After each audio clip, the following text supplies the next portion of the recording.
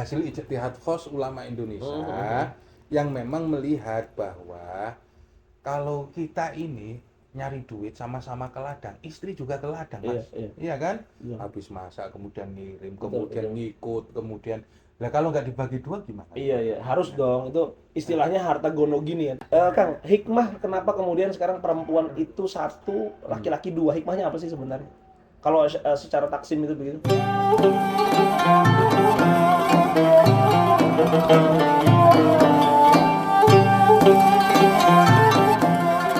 Assalamualaikum, Kang Zulfikar. Waalaikumsalam. Ketemu lagi kita. Alhamdulillah. Di layari Ramadan. Malam-malam Mudah-mudahan- Ramadan. Mudah-mudahan berkah. Amin, insya Allah. Kita memang berharap malam-malam ini kita isi dengan banyak hal yang baik lah. Berpositif. Salah satunya tentu ingin memberikan informasi, ilmu pengetahuan kepada kawan-kawan sekalian begitu. Insya Allah saya Baik. siap gitu. Hari ini kita langsung saja, Kang Zulfikar, kita ingin berbicara soal hal yang penting di dalam permasalahan keluarga. Ini ngomongin tentang warisan. Waris mewaris ini. Ini kan satu hal yang urgen sekali. Apalagi di zaman sekarang ini banyak konflik-konflik yang kemudian konflik keluarga yang kemudian bersumber dari warisan ini. Rebutan harta. Ini soal yang paling krusial, bahkan harta soal ini bisa main bunuh-bunuhan begitu. Ya, waris itu sistem. Jadi perpindahan itu ada yang sifatnya kontraktual melalui jual beli, ada yang kemudian sifatnya sistem. Yang sistem itu yang memang kemudian disyariatkan dalam agama, kemudian dipatuhi oleh pemeluk agama. Nah, waris Islam itu adalah sistem perpindahan harta yang digariskan oleh Allah Subhanahu wa taala kepada hambanya. Begitu. Istilah kita ngomongin sekarang etimologi nih. Waris itu kan dalam bahasa Indonesia ya. Dalam bahasa Arab, dalam bahasa Quran, waris itu apa istilah-istilahnya? Ada irth, ada tirkah. Yang benar itu al-irth. Al-irth itu perpindahan harta dari mayit kepada ahli warisnya. Mayit kepada ahli waris. Mayit ya. Mayit itu disebut dengan muwaris, yaitu orang yang mewariskan. Kemudian ahli warisnya itu disebut waris. Sebenarnya ada sih yang sifatnya kontraktual, perpindahan harta dari orang tua kepada anaknya, misalnya melalui hibah atau wasiat. Nah ini nanti kita juga akan bahas soal hibah dan wasiat itu. Ya. Kalau hibah itu masih hidup, kalau wasiat itu setelah mati. Nah itu tadi istilah tirkah juga sama.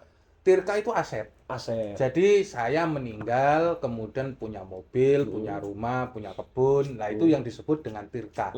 Bahkan kalau ada misalnya royalti dari penerbit, nah itu juga termasuk yang diwariskan, kan gitu. Oh itu diwariskan ya? Iya. Nah itu jadi tirkah itu aset.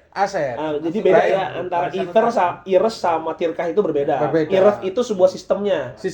Kalau tirkah itu asetnya. Oke, baik. Nah sekarang kita berbicara spesifik begitu. Sekarang yang namanya waris itu bisa tidak sih dia itu diberikan sebelum orang meninggal? Nah, itu. Jadi ada dua mekanisme. Ada mekanisme waris, ada mekanisme yang ada skema waris, ada skema hibah atau wasiat. Kalau kemudian aset itu sudah dibagi sebelum meninggal oleh orang tua, misalnya kamu dapat tanah kafling bagian sana, kamu si B dapat bagian sana, dan kemudian itu disamaratakan atau tidak disamaratakan, maka itu disebut dengan hibah. Nanti yang diwaris itu ada yang tertinggal yang belum dibagikan, misalnya sendok, piring, lemari, kemudian kalau ada keris. Sempak. Ya itu yang kemudian dibagikan sebagai waris kan gitu. Tapi kalau asetnya sudah dibagikan, misalnya properti, kemudian tanah ataupun kemudian ruko atau kemudian mobil satu-satu dapat anaknya, itu disebut hibah. Nah sekarang begini, waris itu kan diberikan setelah kemudian seseorang itu meninggal dunia. Nah, kita pengen flashback dulu. Si mayit ini itu ketika meninggal dunia, itu ada hak apa saja sih yang harus kita penuhi dalam urusan-urusan yang terkait dengan yang satu, yang pertama itu yang harus didahulukan adalah tajhizul janazah. Tajhizul janazah. Tajhizul janazah itu ya ulasaran jenazah, yaitu merawat jenazah. Dari mulai memandikan sampai mengebumikan. Jadi ada kafan, memandikan, kemudian mengkafani, kemudian menyolatkan, kemudian menguburkan. 4 ya. Bahkan itu kemudian diambilkan dari harta waris, kan gitu. Lalu kemudian semua itu diambil dari harta waris. Jadi dari dia memandikan, dari dia mengafani, dari dia kemudian menyolatkan sampai menguburkan, itu diambil dari harta waris, peninggalan. Harta waris. Lah, baru kemudian setelah itu ditunaikan utangnya.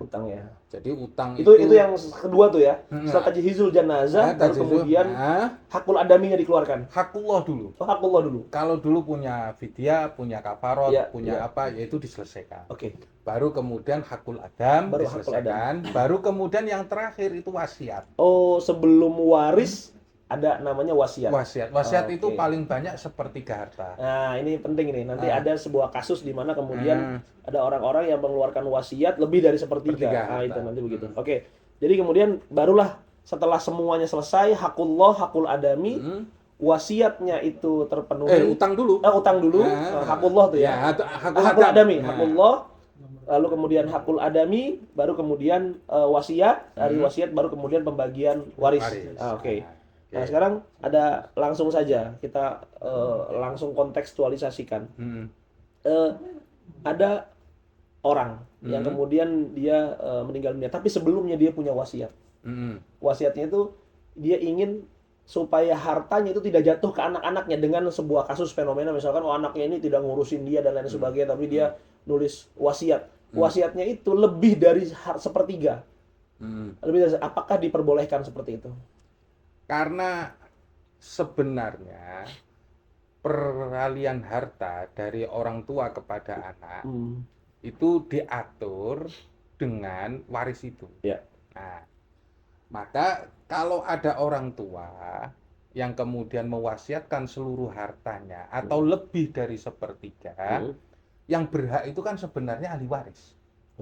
Maka itu bisa sah kalau kemudian ahli warisnya seluruhnya itu sepakat. Ridho dengan hal itu. Ridho dengan orang tuanya. Kalau tidak sepakat, maka di luar sepertiga, maksudnya sisa dari sepertiga itu kemudian kembali kepada ahli waris. Baik. Nah, gitu. Konsep sepertiga itu konsep seperti apa, Kang? Misalkan begini, ada rumah, ada mobil, ada apa, itu harus dibagi sepertiga dalam bentuk barang atau kemudian dia harus diuangkan dulu?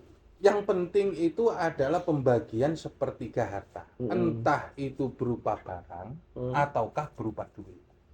Umumnya kalau kemudian sudah harus dibagi, itu membagi secara barang itu agak sulit. Maka kemudian harus diuangkan. Ditaksir lah. Ditaksir begitu. Nah, itu yang kemudian caranya terus kemudian apakah itu dibagi uang atau dibagi barang itu terserah. Yang penting di situ proporsi sepertiga dari seluruh harta waris atau tirkah itu kemudian dikuasai diberikan kepada yang menerima wasiat. Sempurna. Jadi misalkan ada harta 1 miliar. Terus kemudian 900 juta kan gitu.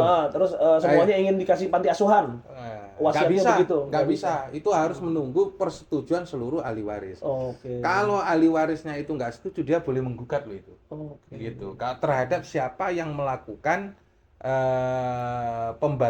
penyerahan harta kepada panti asuhan itu. Nah, gitu. Logikanya kan berarti begini, Kang.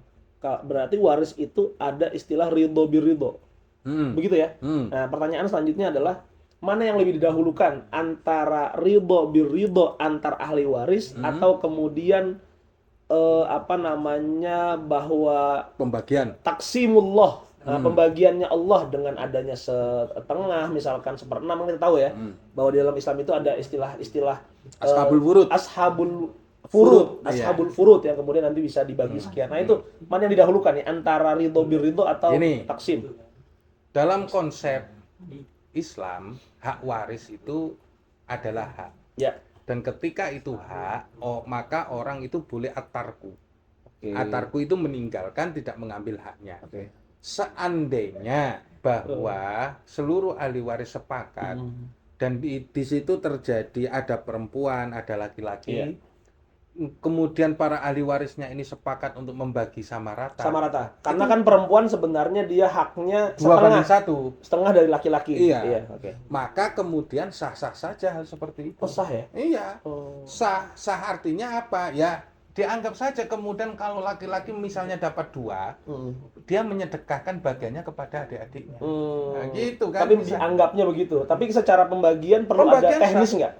Misalkan begini nih, saya dapat di kampung itu memang konsep tadi itu ridho birridho. Hanya saja seorang pemangku agama saat itu mengumpulkan dulu keluarganya. Oke, ini harta sekian ya. Kamu itu dapat sekian, kamu dapatnya misalkan 1/6, kamu dapatnya sekian, kamu dapat sekian. Nah, kalau laki-laki misalkan dapat 2, perempuan dapat 1. Oke ya, sudah ya semuanya tahu ya.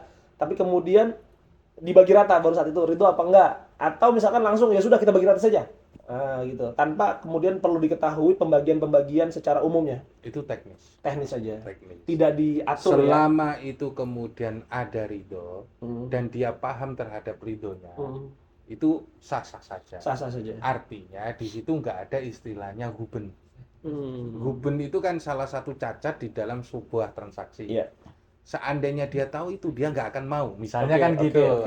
Sama dengan horor, kemudian ada kebahayaan atau manipulasi di situ. Betul. Maka selama itu dilakukan secara terang benderang, nggak ada penipuan dan dia tahu bahwa haknya sebenarnya seperti ini, baik diumumkan atau tidak itu sah-sah saja. Sah-sah saja. Berarti tidak masalah. Tidak masalah. Oh ya, karena memang kasus. Tapi kadang seperti ini ada ini. Karena waris itu adalah bahasa yang langka di berbagai keluarga, maka untuk pemberitahuan sebesar apa bagiannya, itu hal yang sangat penting di dalam teknis sebelum pembagian ahli waris, pembagian harta waris. Sebelum pembagian harta harus diketahui. Harus diketahui. Gitu. Kalau ada masalah yang terkait dengan itu, masyarakat tuh biasanya harus kemana sih? Kalau misalnya begini, dalam KHI itu kompilasi hukum Islam, kalau itu kemudian dirasa dia mendapatkan hak waris, maka dia boleh mengajukan gugatan kepada pengadilan untuk segera dibagikan harta waris. Pengadilan apa ini? Negeri? Pengadilan agama. Karena di Indonesia itu ada plural hukum warisnya. Ada waris barat, yaitu hukum perdata itu, atau yang ada dalam BW. Terus kemudian ada waris Islam yang ada dalam undang-undang perkawinan. Dan KHI, dan ada pula waris adat yang diatur oleh pemangku adat. Gitu. Nah, pemangku waris adat istilahnya. Waris adat. Jadi waris adat itu yang menyelesaikan bukan pengadilan. Tapi pemangku adatnya lalu mendapatkan persetujuan dari pengadilan. Oke. Nah, itu pernah ada kasus nggak sih kalau di pengadilan misalkan orang itu ridho, udah nggak usah dimasukin ke ranah hukum lah misalkan, banyak nggak sih seperti itu? Atau memang begini, karena memang ini krusial, maka sudahlah didorong semuanya harus tahu dulu hukum warisnya, atau hukum ridho birridho ini sering terjadi di masyarakat? Jadi ada penyelesaian yang disebut dengan di luar pengadilan. Nah, gitu. Ada yang penyelesaian di dalam pengadilan. Gitu. Nah, dalam penyelesaian pengadilan, selama itu diketahui tanda tangannya dan meridho, ataupun selesai di hadapan akta notaris, itu nggak masalah. Itu selesai saja. Tapi kalau timbul sengketa, baru kemudian ke pengadilan agama. Begitu. Jadi diupayakan itu. Pengadilan itu adalah jalan terakhir. Biasanya ada yang disebut dengan mediasi, ataupun ketemu keluarga, rumpun keluarga, dan sebagainya. Ya, karena kemudian banyak nih Kang yang kemudian punya pendapat ya Di masyarakat Jakarta juga begitu. Pendapatnya bahwa mana yang didahulukan, ridho apa taksim? Ya harus didahulukan yang ini dong, karena kan sekarang ini gini. Soalnya sekarang ini gini. hukum Tuhan, masa hukum Tuhan tidak didahulukan sekarang sih? Gini, taksim itu adalah hukum Tuhan, taruhlah gitu. Tapi kalau selesai dengan ridho, sama kan hasilnya? Sama. Nah, taruhlah ada hukum Tuhan. Hukum Tuhan ini kan ada lebih dahulu nih. Mestinya yang diatur, yang berlaku adalah hukum Allah. Iya. Tapi karena itu ada unsur ridho dan ada kebaikan hati di situ, maka yang berlaku hukum Tuhan apa? Hukum manusia. Ya hukum manusia lah, karena berdasarkan ridho. Kalau karena istilahnya mufakat lah ya, mufakat. Daripada voting dengan mufakat gitu mufakat, ya. Kan gitu. Jadi nggak harus kemudian kaku-kakuan, main kayu atau kemudian pokoknya saya harus segini nanti. Yang jelas ketika di situ ada mufakat, ia mengatakan, maka kemudian itu yang terjadi sebagai apa? Sebagai hukum, kan gitu. Nah, sementara kalau nanti ada ahli waris satu yang nggak setuju, kan gitu kan, ya dia boleh kemudian mengajukan gugatan untuk menuntut hak warisnya secara penuh berdasarkan faraid. Oke. Gitu. Nah, tapi akhirnya di fenomena Indonesia ini gitu, konsep ridho bir ridho itu lebih ini enggak, apa namanya, ya ada enggak sih, bukan ada sih, pertanyaan itu bukan ada, tapi kemudian lebih banyak mana nih orang yang kemudian mendahulukan taksim atau lebih ridho bir ridho menurut pengalaman Kang Zulfikar sendiri? Dulu itu udah jadi fenomena, Mas. Dulu Menteri Agama terkenal itu Kiai Munawir Syadzali. Ya, itu mengusulkan bahwa waris ini kemudian dibagi sama aja lah, kan gitu. Karena begini, Mas. Sejak berdirinya Pengadilan Agama di bawah Departemen Agama dulu itu kemudian yang nggak ada yang minta fatwa waris, Jadi kemudian akhirnya apa? Harta itu dibagi semuanya dalam keadaan sama. Gitu. Akhirnya wes kalau gitu kan gitu, daripada hukum ini nggak ada yang gunain, ayo kemudian dibagi sama aja. Loh itu kemudian akhirnya kiai-kiai teriak kan gitu. Akhirnya kiai-kiai teriak nggak bisa, itu hukum Allah 2:1. Baru kemudian itu rame kan gitu.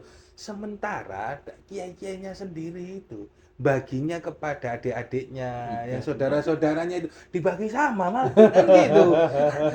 Lah akhirnya ada muncul tes on the waternya Kiai Munawir Syadzali itu. Mendingan gini aja dah, waris itu dibagi rata aja kan gitu. Lah itu baru ada kiai-kiai teriak. Jadi ada konflik. Ada konflik internal karena di kita sendiri sejarahnya itu melalui pergulatan yang seperti itu. Sementara di Indonesia ini kan mulai ada gonogini gitu loh. Gonogini ini sedikit banyak itu berpengaruh kepada pembagian harta. Misalnya nih, aku nikah sama istriku. Selama aku nikah, maka semua aset yang ku dapat selama menikah itu kan dibelah rata. Iya, dibagi dua. Nah, itu yang kemudian minta asas persamaan ini sangat ketat di Indonesia. Itu kan hasil ijtihad khos ulama Indonesia yang memang melihat bahwa kalau kita ini nyari duit sama-sama ke ladang, istri juga ke ladang, Mas. Iya kan? Habis masak kemudian ngirim, kemudian ngikut, kemudian lah kalau nggak dibagi dua gimana? Iya, harus dong. Itu istilahnya harta gonogini ya. Tapi dalam syariat istilahnya apa sih? Ya nggak ada. Dulu itu kalau dulu itu gini loh, mohon maaf ya. Ada nggak istri yang ikut dagang? Kagak ada. Li ilafi Quraisy ila tasyitai wasoim. Itu kalau kemudian dilihat, ada nggak istri-istri yang ikut dagang? Yang melalui kafilah, yang melalui gurun kayak gitu, nggak ada. Makanya istilah harta gonogini itu sebenarnya khas Indonesia. Khas Indonesia. Oh. Gitu. Jadi kalau artis misalnya cerai ada minta harta gonogini ketika perceraian. Ya iya. Itu sebenarnya nggak ada dalam syariatnya. Nggak ada. Tapi itu ada karena fikih Indonesia nuntut kayak gitu. Baik. Gitu. Jadi uruf yang berlaku, baik, atau custom yang berlaku, atau adat yang berlaku di Indonesia itu mengedepankan bahwa harta itu milik bersama. Baik. Harta bersama atau harta gono. Harta gono atau harta bersama. Nah, minta rokoknya dirokok sendiri aja. Nah, sekarang gini, ada suami istri telah bercerai, dia punya anak. Lalu kemudian si anak ini si suami misalnya meninggal dunia. Si istri dapat waris nggak sih? Si mantan istri dapat waris nggak dari si suami yang meninggal, mantan suami yang sudah meninggal? Waris itu langsung berpindah ke pemilikannya ketika mayit meninggal. Seseorang meninggal. Contoh nih, saya punya orang tua. Orang tua saya meninggal. Maka seketika itu juga saya yang menjadi hidup berhak atas harta orang tua itu, orang tua saya. Demikian juga si istri, ketika suaminya meninggal, maka dalam konteks itu si istri menjadi ahli waris dari si suami. Nah, kalau mantan istri dapat waris nggak? Mantan istri maksudnya gimana? Ya, pas dicerai? Iya, pasti sudah cerai. Udah dapat mut'ah, udah dapat iddah segala macam. Kan bukan istri. Oh, berarti kalau bukan istri nggak dapat. Jadi waris itu berdasarkan satu kekerabatan. Iya. Yang kedua zaujiyah. Iya. Oh, zaujiyah itu penting ya. Kok ada korobah, ada zaujiyah. Anak dapat nggak? Anak gimana? Anak yang kemudian dilahirkan dari suami istri yang sudah bercerai ini. Kan saya pernah bilang, nggak ada bekas anak. Nggak ada bekas anak. Dapat waris. Anak dapat waris selalu. Mau dapat dari si baik akun li'ab atau akun li'ab atau akun syakik. Iya. Yaitu saudara seayah ataupun saudara sekandung, itu dihitung sama. Oh, wow. Tapi ada yang kemudian menjadi ini ya, seorang suami atau seorang laki-laki atau seorang orang tua ketika punya anak laki-laki, maka anak laki-lakinya itu memahjubkan semuanya. Kan begitu ya? Ketika punya anak laki-laki, memahjubkan semua. Ada hal yang kemudian nggak pernah putus. Nah, itu apa itu? Satu ya, ada yang usul. Usul itu ke atas. Ke atas. Itu nggak putus. Usul itu meliputi ayah dan ibu, masing-masing seperenam, ya kan? Terus kemudian yang nggak putus juga adalah suami atau istri. Ya tinggal siapa yang meninggal ini, kan gitu kan? Lalu kemudian ada anak laki-laki. Maka anak laki-laki ini memahjubkan saudaranya saudaranya mayit ini. Bu laki-laki maupun perempuan itu hilang semua. Tapi kalau anak perempuan nggak bisa mahjub, tapi dia ashabul furud. Iya. Maka beruntunglah punya anak laki-laki. Hanya nggak kemana-mana. Ya, tapi harus berbagi kan. Iya. Nah, kalau yang tidak punya anak misalkan, dia tidak punya anak, tapi kan misalnya si suami meninggal, berarti kan dia dapat juga tuh ke samping-sampingnya dapat, ke asal dapat, si istri juga dapat. Dia punya ayah nggak? Punya ayah. Ya, berarti ayahnya jadi asobah dong. Oke, ayahnya jadi asobah. Jadi asobah yang mewarisi seluruh harta. Iya. Pun perempuan begitu. Itu kemudian ibu enggak. Kalau masih punya ayah, jatuhnya ke ayah itu. Gitu. Jatuhnya ke ayah yang jadi asobah, kan gitu. Lah dengan adanya kayak gitu, apakah ini jad ma'al ikhwah ini ayah dengan anak ini kemudian menutup, maka yang masih berhak itu yang menutup itu adalah ayah. Yang menutup ayah ya. Jadi saudaranya belum gitu. Saudaranya belum. Jadi nanti kan ayah juga mati, nanti balik ke saudara lagi. Iya. Kang, hikmah kenapa kemudian sekarang perempuan itu satu, laki-laki dua, hikmahnya apa sih sebenarnya? Kalau secara taksim itu begitu. Kita main hitung-hitungan apa? Main hitung-hitungan. Boleh. Oke. Yang tahu hikmahnya aja. Adil apa tidak gitu ya? Dohirnya tidak adil. Dohirnya tidak adil. Karena kalau adil itu harus 50-50 dong. Harus 50-50. Tapi kalau diruntut itu secara praktis itu adil. Ya. Contoh gini. Ya. Perempuan itu kalau dinikahi dapat apa? Kalau dinikahi dapat mahar. Mahar. Taruhlah maharnya itu 25 juta. Ya. Ya kan, mahar Betawi kan. Mahal ya? Iya, 25 atau 30 Mas? Oke. Terus dia itu kemudian setelah dapat mahar, taruhlah dapat warisan 25 juta. Iya kan? Iya. Terus kemudian ini dapat warisan dari siapa nih? Dari orang tuanya. Dari orang tuanya ya. Orang tuanya meninggal misalkan dapat waris juga 25 juta. Oke. Si perempuan ya. Jadi berapa duitnya? 50 juta. 50 juta. Ya. Terus dia makan, tidur, ngikut siapa? Suami. Keluar duit enggak? Ya enggak dong. Duitnya karena dinafkahi tetap. Tetap 50 juta.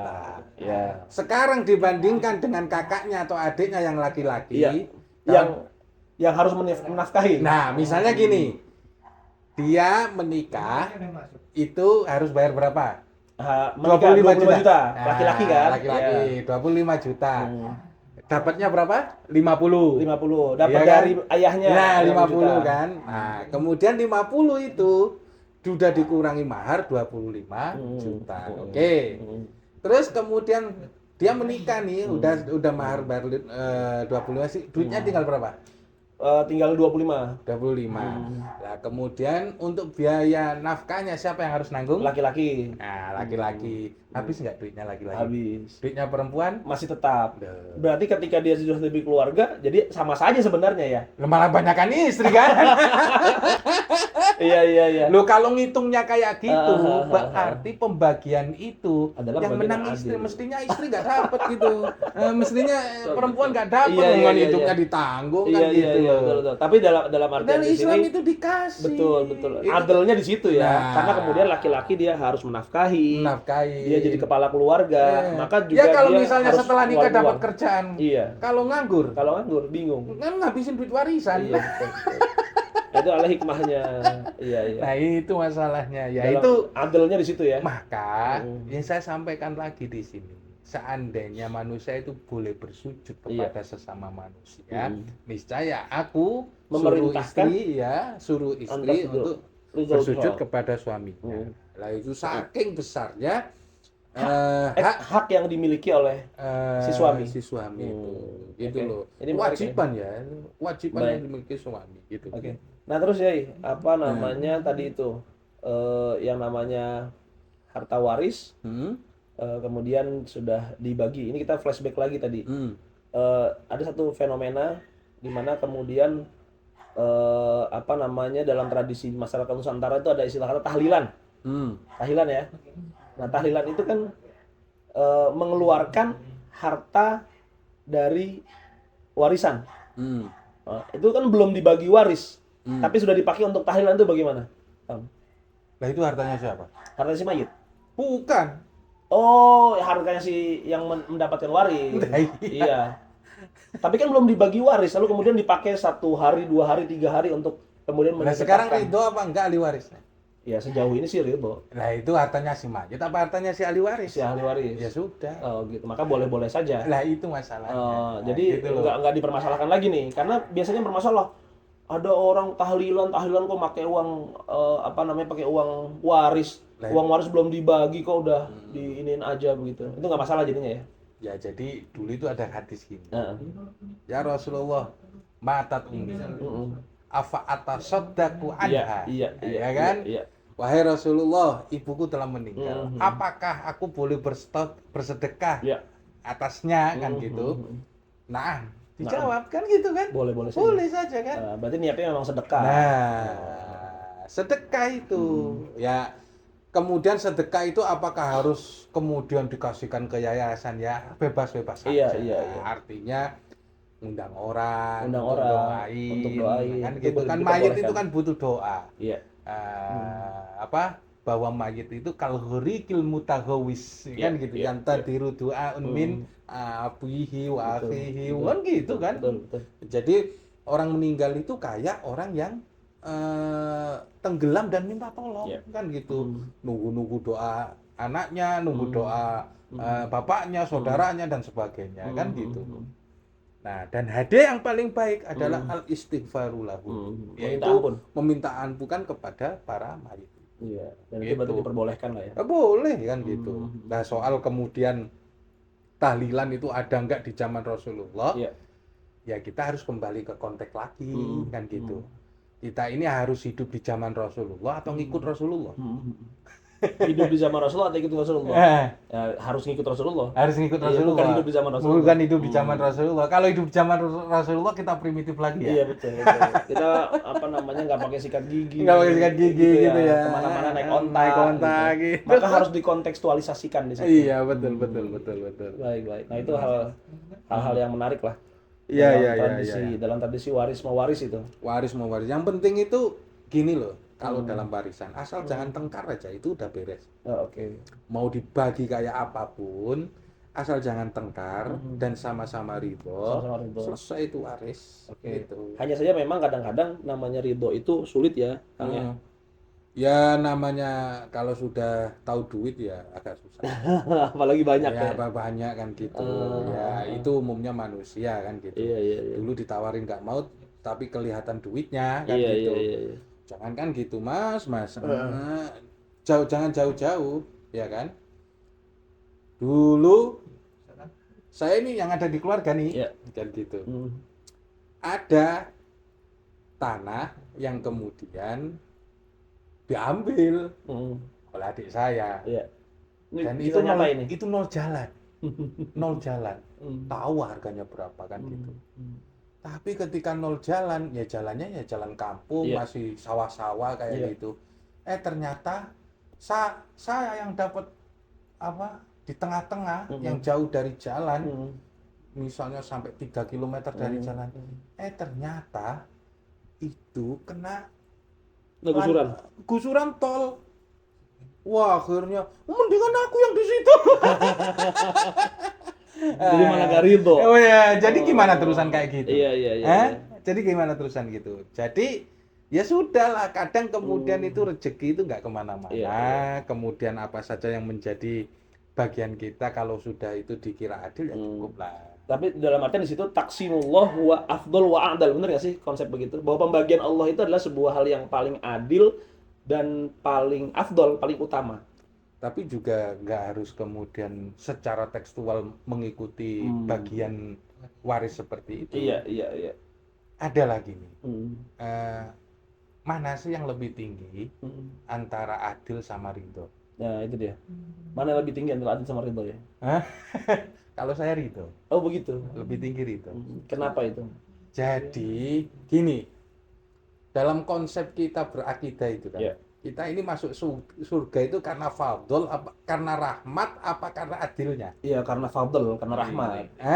Karena fadlnya. Karena fadlnya. Ya, karena wajah izun bifadlihi wa adlihi. Nah, maksud saya ketika itu dikontekskan kepada adil-adilan. Kalau adil-adilan ini kita pantas nggak masuk surga? Nggak pantas. Nah, ya ibadahnya cuma 30 tahun, maunya surga selamanya. Iya, lebih tinggi ridho daripada. Oh begitu. Lebih tinggi rahmat daripada adil. Rahmatnya istri. Betul.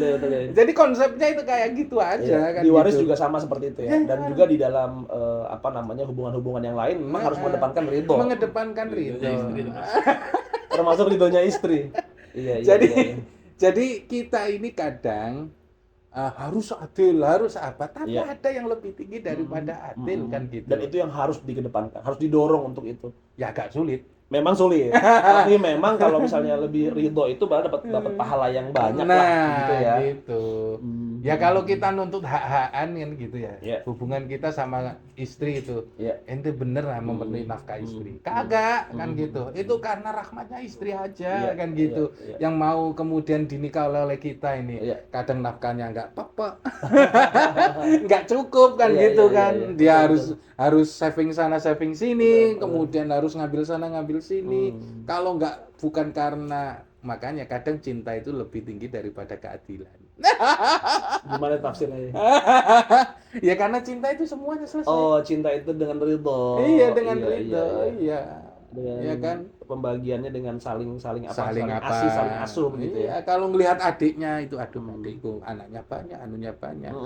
Sementara aku sudah cukup seperti ini, masa aku kemudian harus menang kayak gini, nah, itu terus sekolahnya, kuliahnya gimana itu? Ya udah ini deh, ini ambil aja. Kan selesai. Lebih mana kalau mau main adil-adilan? Oh iya betul ya. Itu lebih mantap yang itu begitu ya. Gitu. Iya, iya. Nah, sekarang kita masuk di apa namanya hal tentang pembagian tadi itu ya. Jadi di dalam Islam itu ada beberapa bagian sih ya. Yang apa? Yang ashabul furud itu istilahnya ashabul furud seingat saya itu gini. 1/6, 1/8. Warisan itu diatur secara ketat, rigid. Itu surah An-Nisa ayat 11. Iya. 12. Di surah An-Nisa semua tuh banyak tuh ya. Surah An-Nisa 11 12. Kemudian ayat surah An-Nisa ayat kalau nggak salah ayat 74 apa 76 gitu loh. Nah, misalnya kalau ashabul furud itu bapak, ibu itu kemudian dapatnya 1/6. Bapak dan ibu dapat 1/6 dari si mayit. Dari mayit. Kemudian suami atau istri itu kalau punya anak, maka suami itu dapatnya 1/4 kena hijab nukson, kan gitu. Kalau istri karena punya anak akhirnya jadi 1/8. 1/8. Nah, sementara kalau nggak ada anak, suami dapat 1/2, istri dapat 1/4. Iya. Lah sisanya itu ke anak itu adalah asobah, yaitu saudara dari jalur ayah, anak dari jalur ayah yang kemudian menguasai sisa seluruh harta setelah dibagi ashabul furud. Kalau itu yang tidak terputus asal sama tadi itu yang furu'nya itu asal sama furu'. Asal sama furu'. Yang nggak terputus sama sekali itu yaitu asalnya, yaitu ab sama Ya, oke. Kang, misalnya ada kasus kayak begini. Ada seorang seorang ayah. Seorang ayah dan ibu, dia sebenarnya punya harta waris nih dari orang tuanya. Orang tuanya. Dia udah punya anak nih. Gitu kan ya. Nah, tapi sebelum kemudian hartanya itu misalnya dia dapat jatah 1 M nih dari ayahnya. Nah, gitu kan ya. Tapi sebelum kemudian ini terbagi gitu, akhirnya si ayah ini meninggal duluan. Gitu kan ya? Meninggal duluan. Nah, si cucu ini itu gimana? Apakah dapat harta waris dari si ayah padahal hartanya masih kemudian belum dibagi dari atas gitu. Dari kakeknya. Nah, jadi kasus seperti itu disebut dengan, kalau di dalam hukum yang berlaku di Indonesia, kompilasi hukum Islam, itu disebut dengan waris pengganti. Pengganti istilahnya ya. Waris pengganti. Jadi kasusnya begini.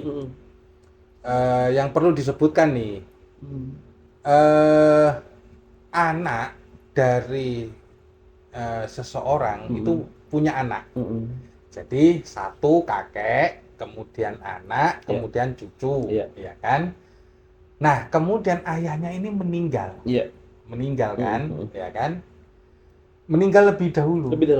Ya, otomatis kemudian si anak ini menjadi waris menjadi ahli waris dari ayahnya yang meninggal. Iya, betul. Demikian juga kakeknya juga mendapat karena statusnya sebagai ayah.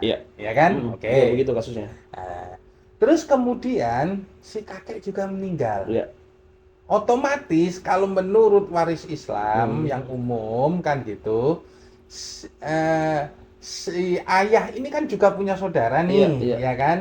Nah, apakah saudara ayah ini yang telah meninggal duluan daripada kakek itu mewarisi dari kakek, ataukah kemudian dia terhijab oleh saudaranya ayah? Nah, yang ada di Indonesia jadi penyelesaiannya kan gitu, waris tersebut disebut waris pengganti. Kenapa disebut waris pengganti? Karena waris pengganti itu adalah seandainya ayahnya masih hidup, ya kan? Dia mendapatkan waris. Ayahnya itu mendapatkan waris dari ayahnya ini, yaitu kakeknya ini, kan gitu. Maka sebagai jalan keluar itu di Indonesia, maka kemudian si anak ini kemudian menggantikan bagian ayahnya. Gitu loh. Tapi di dalam syariat ada nggak tuh begitu? Khilaf itu. Oh, khilaf. Khilaf kan gitu. Tapi kearifan dari para ulama-ulama dari Indonesia dalam kompilasi hukum Islam, terutama Hazairin Waris Mawali itu, ahli hukum perdata Islam, orang UI ya, itu mengatakan bahwa ini menjadi waris pengganti. Karena di hukum perdata itu ada seperti itu. Waris pengganti itu selalu ada. Yang seandainya dia itu masih hidup akan menerima waris. Gitu. Nah, itu yang terjadi kaitannya dengan masalah waris pengganti. Dan waris pengganti itu disahkan dalam kompilasi hukum Islam. Oh, jadi gitu. Boleh ya. Boleh. Jadi, jangan khawatir. Jangan khawatir. Jadi kalau kakeknya meninggal sementara dia itu dalam keadaan yatim, cucunya ini dalam keadaan yatim karena ayahnya sudah meninggal duluan daripada kakeknya, maka dia menggantikan ayahnya tadi. Gitu. Nah, ini banyak kasus juga seperti itu kan. Kasusnya seperti itu. Tapi alhamdulillah mudah-mudahan ini bisa jadi jawaban juga. Ya, yang banyak kasus masyarakat. Yang banyak kasus itu ya nggak rukun itu aja, Mas. Nggak rukun antar keluarga, antar adik, kakak gitu. Kan gitu. Karena ini kan soal harta ya. Soal harta. Soal yang kemudian sangat krusial sekali gitu. Orang bisa bunuh-bunuhan, orang bisa saling cekcok cuma gara-gara harta gitu. Apalagi kehidupan masyarakat sekarang lagi susah ini. Jadi ngarepinnya waris aja. Waris. Gitu. Ya, warisan itu kan sebenarnya itu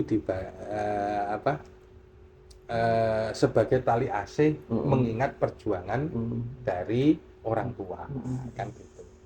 Sa'ad bin Abi Waqqas itu kan kaya, ya kan? Kemudian dia itu ingin mengasihkan hartanya semuanya di jalan Allah ke Baitul Mal. Nah, itu dicegah oleh Nabi. Jangan. Jangan. Berapa? Separuhnya jangan kan gitu. Sepertiga sepertiga itu sudah banyak. Kamu lebih baik meninggalkan anakmu dalam bergelimang harta.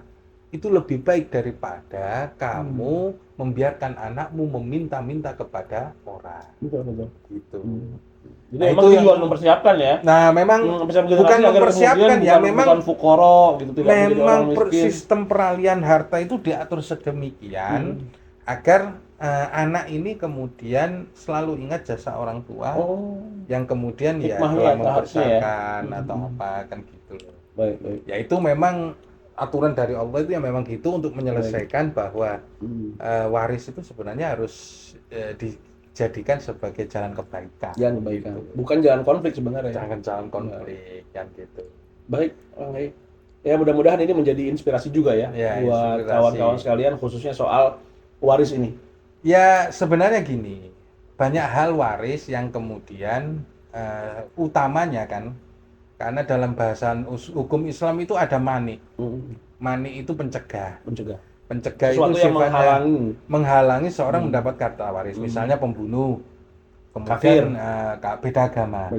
Nah, waris itu nggak bisa diberikan kepada ahli waris kepada yang beda agama. Gitu. Iya. Beda agama nggak boleh. Beda agama nggak boleh. Maka solusinya bukan melalui skema waris. Skema hibah. Bisa skema hibah, bisa skema wasiat. Gitu.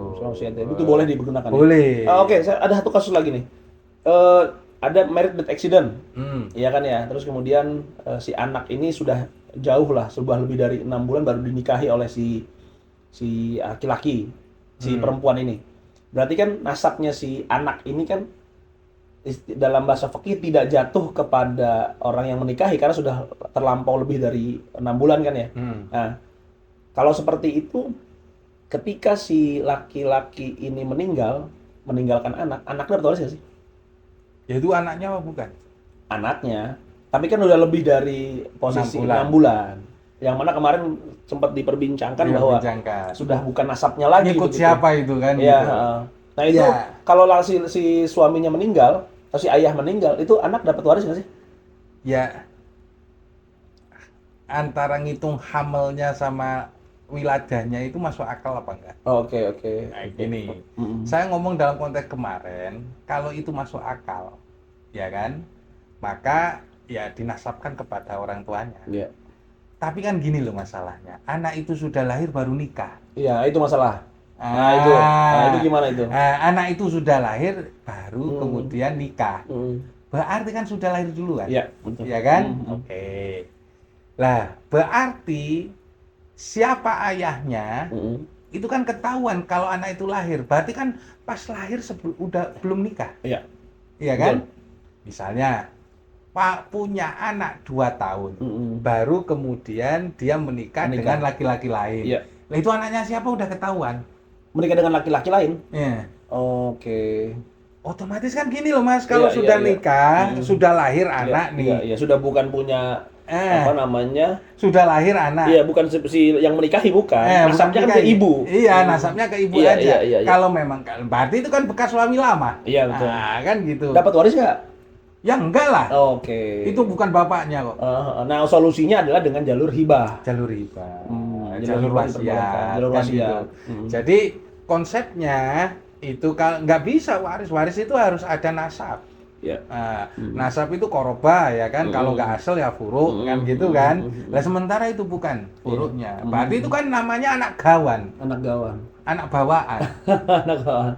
Iya kan? Karena nasabnya bukan ke dia, walaupun dia yang menghamili betul.